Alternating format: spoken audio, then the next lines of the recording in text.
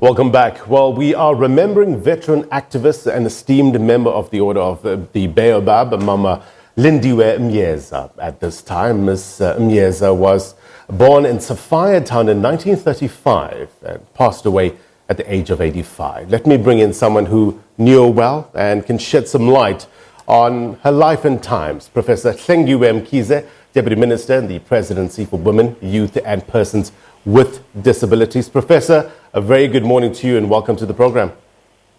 Good morning. Thank you very much for having me. Look, our deepest condolences goes out to you and Mama Lindiwe's family. She was a woman that really, I guess, distinguished herself in various sectors of the resistance to apartheid and the building capacity, one would say, among the young people and women. Tell us more. Thank you very much. It's really a burden of memory to talk about a person like Usis Lindi, as we normally call her. Umam Lindi, many women, I've been engaging on quite a number of people through social media. There is one thing in common we share. It's about her love and a smile. Even when talking about a painful past that we didn't know about, she will still give that smile, and it would be from her heart.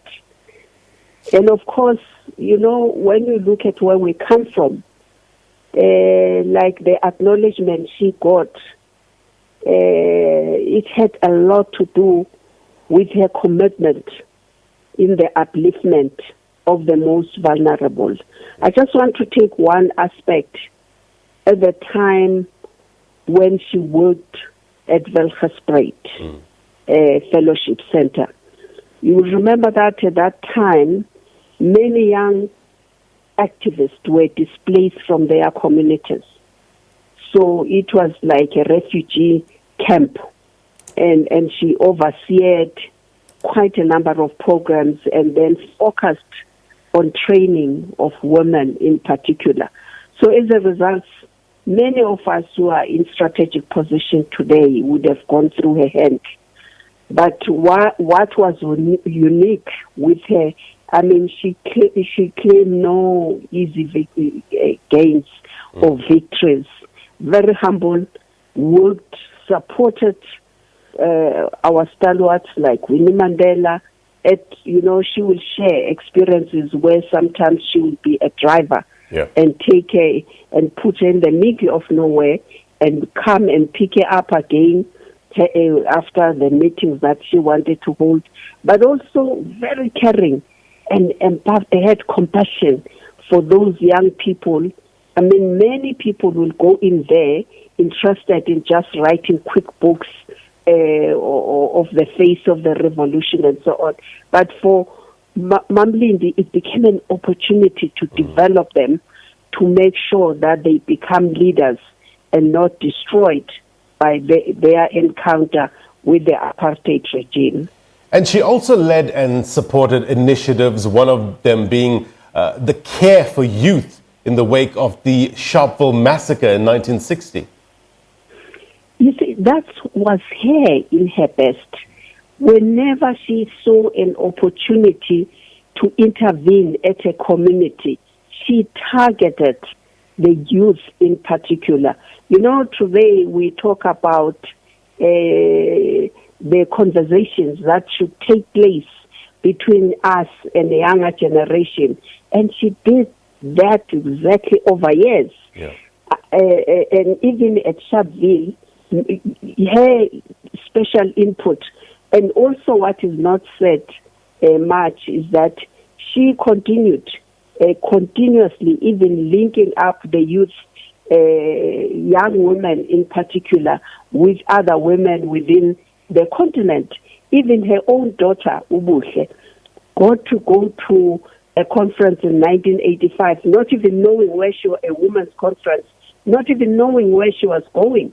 And when Mam Lindi will share about that, saying, I didn't know whether she'll ever come back. But I made sure that I take my salary. I wanted to join other women in Nairobi So that was her in her best to say, let's start with young people and then link them up with their seniors, and always futuristic, thinking about leadership, investing in people's strengths, and a real underground operator, kept top secrets and had no claim. Even post-1994, she's one of those women, when we're in the Women's Coalition, who was just contented to serve, sharing about her experiences in the mid-70s, where she worked on when there was black-on-black violence between the so-called black-on-black, between the hostel and community residents. She would share about how she cleaned up the blood after those people were fighting. Of course, she always loved our president, saying, you know, I like my young, always called him young Cyril, because he had so much energy, while as the elders will be taking slowly, doing whatever, peace negotiation, but will be sharp and to a point and pushing things. So there's no struggle way which we think of where she decided not to get involved. Dedicated, sacrifice, everything. I mean, she has died in a small house she lived in many years ago. Was it not for Corona, we'll be seeing her friends from the Netherlands who used to come to South Africa to talk to her while she was in charge of the women's training program at Welgespreid. And they continued to be associated with her. They would be here, was it not for the situation the world finds itself in. Because, Professor Mkhize, it's one thing to have values and morals. It's another thing to, you know, put those morals and values into action. Talk to us about her values and her, I guess one would say, tireless conversion of these values into action. Hey, I think in her case, for me, you know, we went through everything, even young as we were. But post-1994, we quickly all moved beyond sacrificing for the good cause. And whenever I think of her life, I just, what really struck me is that she didn't try to get anything from the democratic government. So that's, for me, the highest order of sacrificing for the good cause with no self-interest.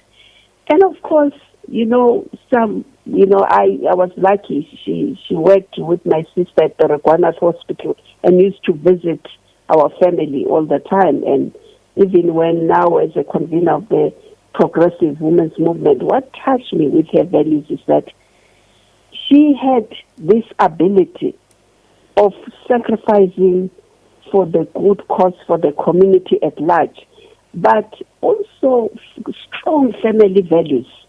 I think Buhle's children, most of them, they have her in their heart and mind as mama, more than Buhle herself. They know Buhle is the mother, but caring at a deeper level, believing in the importance of the family.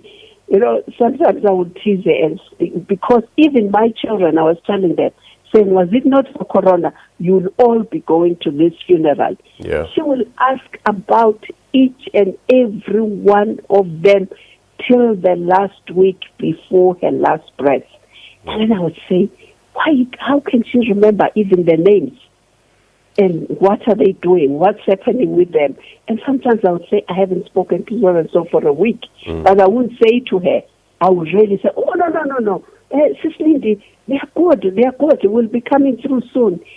That's who she was. And then she will ask if things are going wrong, wanting to know what else could you be doing for women, in touch with each and everything we are doing. Never took her eye off women development program. You're talking about the times that we are living in now. It's so uncertain. Many people are vexed, perplexed even with regards to the situation about, about this pandemic that we're dealing with. I remember in a statement, President Cyril Ramaphosa said, Mama Lindy's passing in our nation's hour of need during the COVID-19 national disaster reminds us forcefully, I guess, to embrace her values of compassion and selfless care. It is now more than ever, Professor Mkhize, that is needed now more than ever, would you say? Well, definitely. For me, the important message is that it's not so much to talk about them, but it's how we internalize their values. Of course, with regard to the corona, she didn't want to see a hospital. Yeah. She was joking, saying, if anything happens to me, I don't want to go to the hospital. When I phoned her, she didn't use a cellular phone. If you phone her, you had to use a landline. And somebody picked up the phone. I was surprised.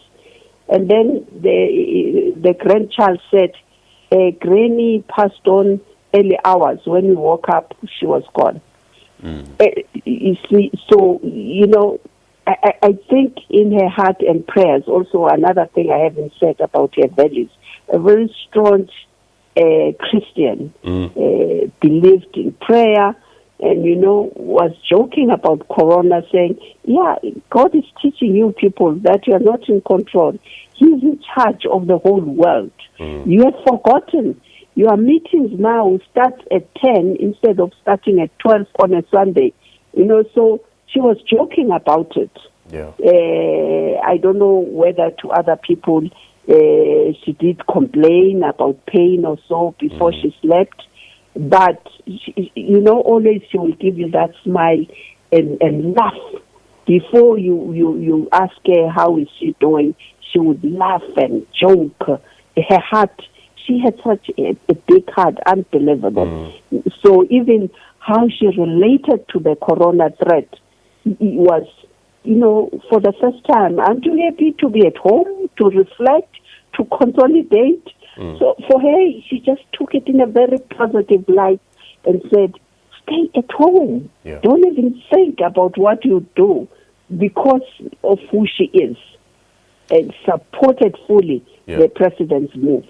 And faith is so important during this time of uncertainty. And no matter what religion you subscribe to, isn't it? I mean, the basic tenets of it talks to the same thing in terms of believing in something to get us over this hurdle. Sometimes all we can do, we feel helpless. They say, just wash your hands, keep safe, keep social distancing, physical distancing from another person. We ask, what more can we do? And I guess sometimes you just have to rely on something that is greater than us in order to get us over this hurdle. Professor Mkhize, you spoke about her smile. On a personal note, what would you miss the most about Mama Lindy? Hey, for me, I will always miss that openness and transparency. As I'm talking to you now, I told the family about this program that even if it's a grandchild can tape it for them, they should do that. I mean, also motherly and sisterly at the same time. Sometimes people who have been community activists, they lose, they are harder. I will miss that transparency, a person who will shout and call you and tell you whatever is not going right, what else could be done. It's something for me, the openness and the sincerity, like a heart of a child. I will miss that because sometimes as activists, we wear a mask. We have a way of relating. I might not like what you're saying, what you're doing, but think about what will be politically correct. But we can, even people who didn't like her picked that up. I remember with this conflict during the years of the apartheid, she was asked to chair the organizations of independent churches, so as to talk about what needed to be done, how the faith community needed to position itself in fighting against apartheid. But many people believed in her, even those who were not of a Christian faith. And I always think it's because of that sincerity and openness, which I'll always miss. It's like a sounding board to say, what do you think? Was it okay? Did you agree? You don't agree, you know, and you know you'll get what is in her heart, not what she thinks will suit you or your needs or your interests at the time. So I will always miss that a lot. What a great life. And even at the age of 85, many would say gone too soon. Professor Hlengiwe Mkhize, Deputy Minister in the Presidency for Women, Youth and Persons with Disabilities, we thank you for shedding some light on the life and times of a beloved veteran activist. God bless, be well. Thank you very much. All right, we're going to take a quick break. I'll get you more news next.